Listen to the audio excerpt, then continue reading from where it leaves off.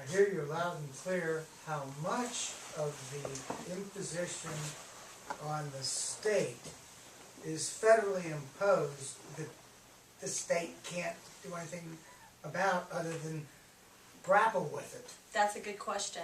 And the answer is not So we sure. gotta tell the people in Washington to get off our backs. Well, here's part of it. Here's the problem. Here's some of the problem. In the first place, this is an entirely state-created vision. All right, this is all South Carolina. We can be proud of this. This is one of the things we bring to the table.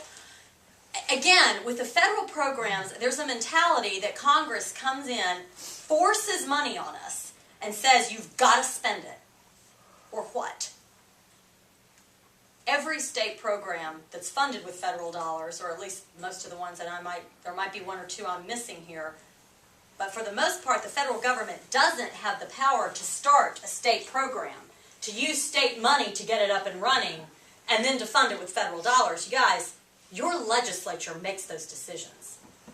Frequently, we create state programs for the purpose of drawing down federal matching dollars. That's especially true in Medicaid. Remember the stimulus money? Governor Sanford said no. Legislature went to court over it. Said give it to us. All of these federal programs that come with the strings are created in the states.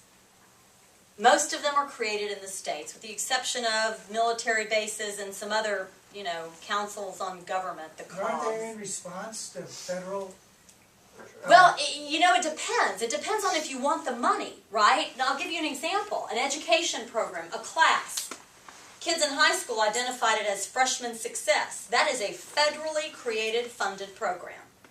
But the state doesn't have to teach it if they don't take the money. It's bottom line. We choose to take the money. We choose to take all of this education, Because all the other spending. states are taking the money. All the others are taking the money. Well, that's exactly how they've done it. Pretty clever up in Washington, right?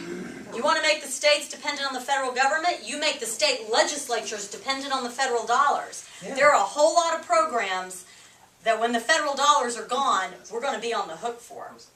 The strings might be gone, but the program won't.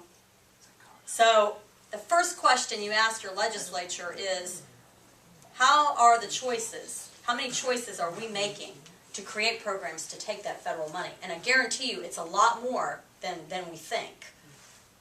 Yeah, I remember a year ago or so when you spoke, you talked about these various industries they were trying to create. And I remember, I'm just sort of asking this because looking at that list of clusters, it seems to be missing. I remember you talking about some sort of information or knowledge economy. Oh, yeah. What happened to that? Did they give up on it, or is it still No, that's there? it.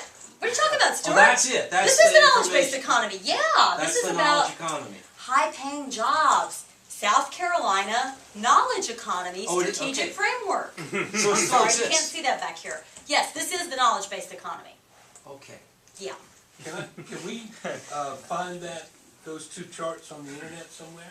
They're on our website. They are both on our website? They're on What's the your NERV. website? We have a storage there on SCRA, and it's Okay. embedded in that. TheNerve.org.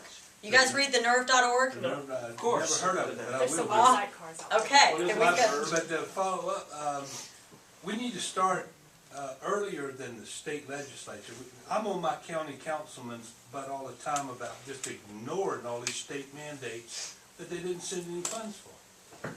One of them in particular right now is stormwater management.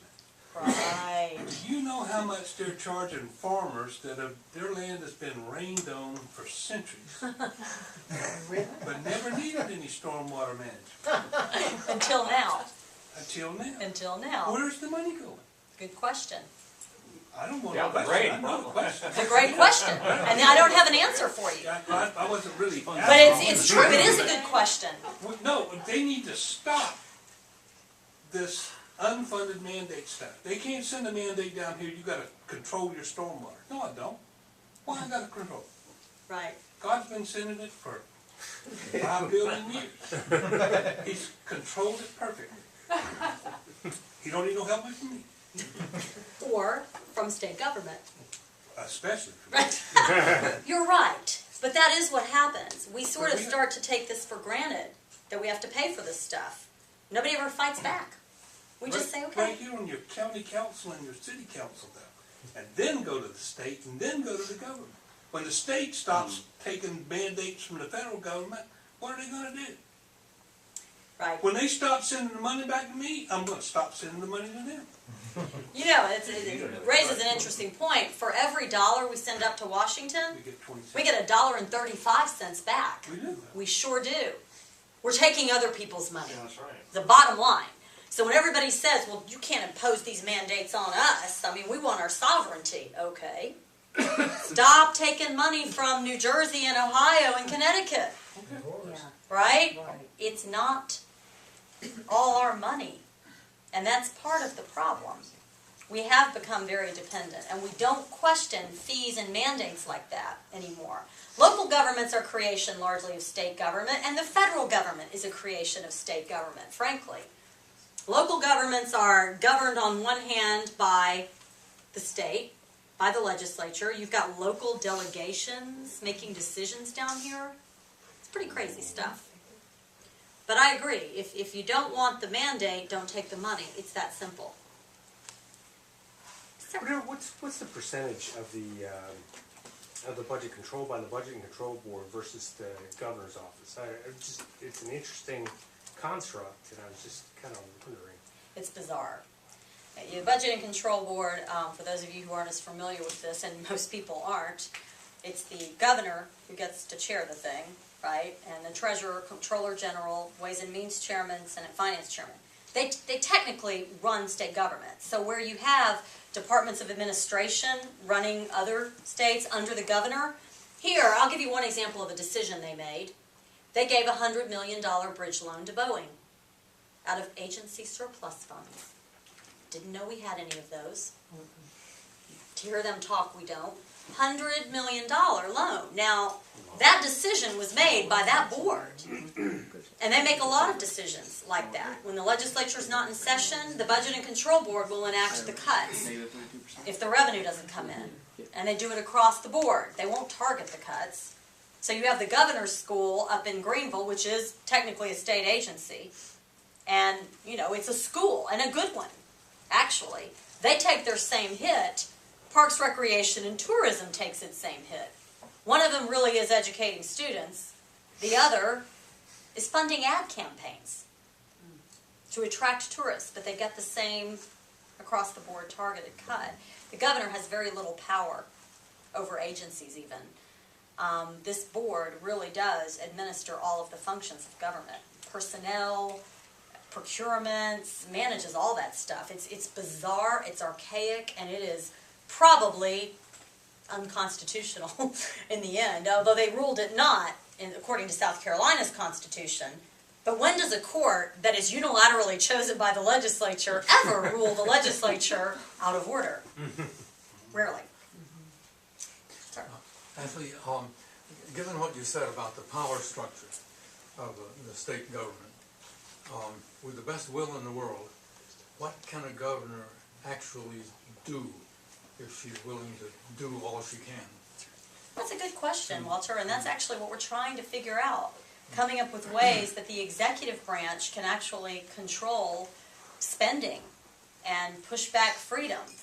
I don't think very many governors, and Sanford really was the first to try to go in there and say, wait a minute, I'm supposed to run this state. He did do some very creative things with Medicaid waivers, tried to apply directly to the federal government for those. I think there are some things the executive branch can do. I think they can demand zero-based budgeting out of their agency heads. I think they can push for spending cuts, personnel cuts, transparency. We can put everything online from the agency level, contract reviews. There are some things that the governor can do. I believe in the end that until we diffuse the power instead of concentrating it, we're not going to have really any dent in the problem. We can throw a lot of legislators out, and as someone once said, elections are a short-term solution. Indictment is the long-term solution. And convictions. Yeah, right. So now, that made a few of them mad when one of our younger staff members put that on a Facebook page. They got really cranky and started getting phone calls, from very offended by that.